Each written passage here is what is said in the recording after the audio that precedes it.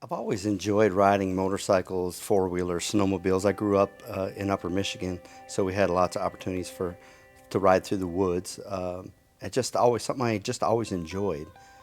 It's a sense of freedom for me. It's like boating, and you have 100 miles an hour winds, and you're flying above water. It's that sense of freedom and detachment from anything that holds you. I grew up in a household where my father always had a motorcycle. He worked at the Harley store as a mechanic part-time when he wasn't flying. He just did it kind of for fun, and I grew up around that motorcycles, if you would. Bought my first motorcycle when I was 22. Bought my first Harley when I was in my early 30s, and it just went from there. I soon discovered at an earlier age that if I'm 15, I take my restricted license, I now could drive a motorcycle to school. So it wasn't long afterwards I was able to get my first motorcycle and to drive it back and forth to school.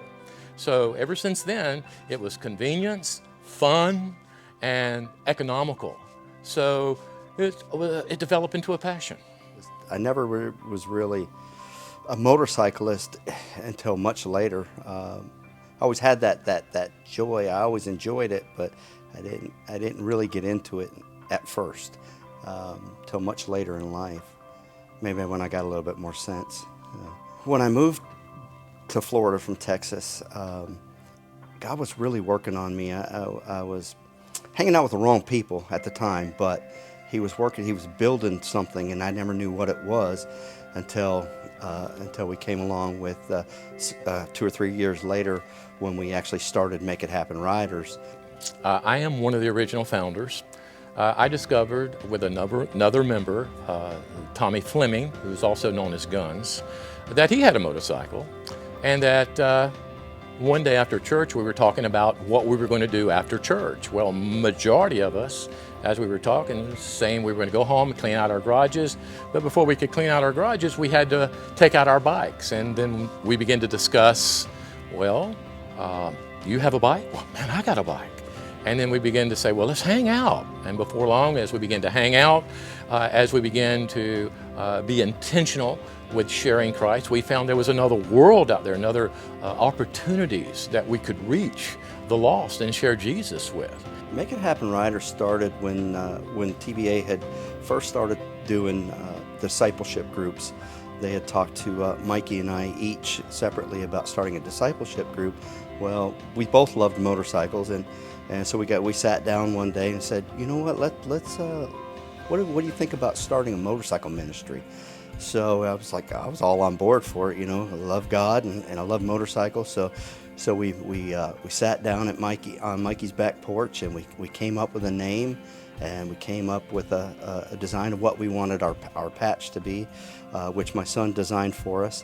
So ever since then, we decided, Tommy and I, that we would originate and put together and form the group Make It Happen Riders, and with the intent of training, mentoring, and turning others into leading others to Jesus by fulfilling the Great Commission.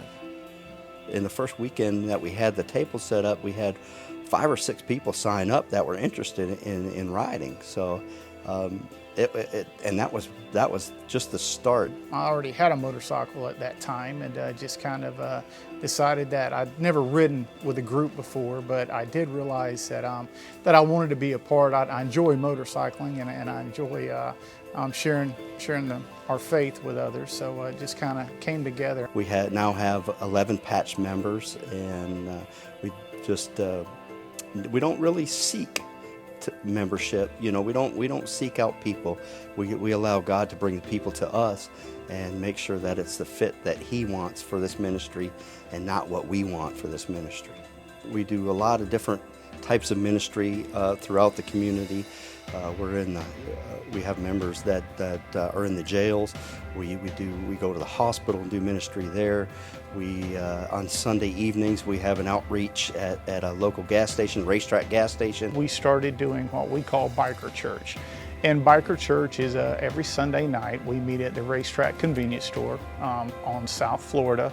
Ourself, and there's usually 3 or 4 other motorcycle ministries to where we all come together and we just have fellowship. And we open this to any bikers or anyone else. It doesn't have to be bikers, but we for about an hour we get together in fellowship, and then someone brings the word, and someone shares a testimony, or we just do Bible study there. Since I've been here, almost a year to the day, Tina and I started riding with you guys. I met y'all right over there.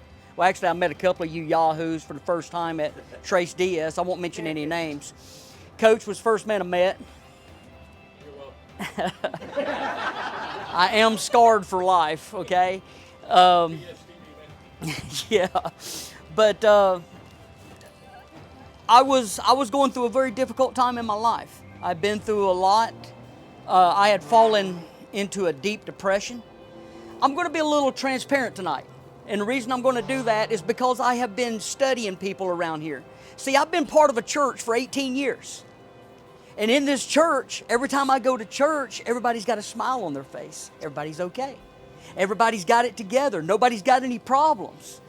And so what you would do, you'd be afraid to say, I'm messed up. I got issues, I got problems. So you'd put a face on, you'd put a smile on, and you know, Casting Crowns wrote a great song about it. It's called Stained Glass Masquerade, you know? So if I can make them believe it, maybe I'll believe it too, that I'm okay. But there's a new song out, well, it's been out a little while that I really love. It's called It's Okay to Not Be Okay. And what I've been noticing since I've been riding with my brothers and my new sisters and brothers here, what I've been noticing is people are okay to stand up and say, I'm not okay. Just like we're just having church outside, you know, for the whole community to hear. Anybody that's passing by can get to hear that, and we're not going after anybody. We're just there in the public eye. We've been blessed to be able to help families at Christmas time. We've been able to do Christmas for a family every year for Christmas for the last 3 years, and that's just something that it just brings so much joy to my heart that we can give back like that the community. Nobody looks at motorcyclists and say, oh, here these guys, well, they're just, you know, they're no good, you know, and then you come and bring them their family Christmas presents, and they're like, it gives them a whole different concept of what a motorcyclist is. You can never go by what is on the outside. You always go with what is on the inside. That is so true to the furthest extent with bikers. We take our passion for motorcycling and our love of Christ, and it gives us, what we do is it's a door for ministry for us. It opens up an opportunity for us to share our faith. The lost doesn't come to you.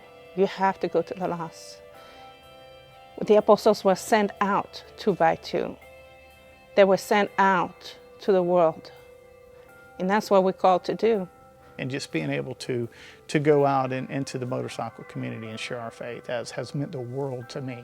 Ever since we've started the ministry, we've been involved with Wreaths Across America, which is an organization that makes wreaths and lays wreaths across the United States at all the national cemeteries across the United States once a year on the graves of fallen veterans. We got involved in it 3 years ago, and at that time I had just had a uncle that had passed away that prior to the wreaths run, and we were able to go as a group and pray over my uncle's grave and for our family. I had an uncle that just passed away this year, and he's also buried there, and so we're going to visit him as well. We're asking TBA to step up and help us honor these veterans. We'll have the table set out in the lobby this weekend. You can sponsor a wreath, one or up to however many you'd like. And you're more than welcome to come with us on December the 14th and place a wreath on a grave at the cemetery. You can sponsor a wreath specifically for a person or just in general. We've come up with a goal for 250 wreaths this year, which I think is a very obtainable goal. And and we would really love to surpass that goal by as much as possible, obviously. The goal for the cemetery itself this year is only 35,000 wreaths, which is an increase of 5,000 from last year, but again, you still have 105,000 graves there that there's a lot of veterans not being honored without having a wreath placed on their gravesite.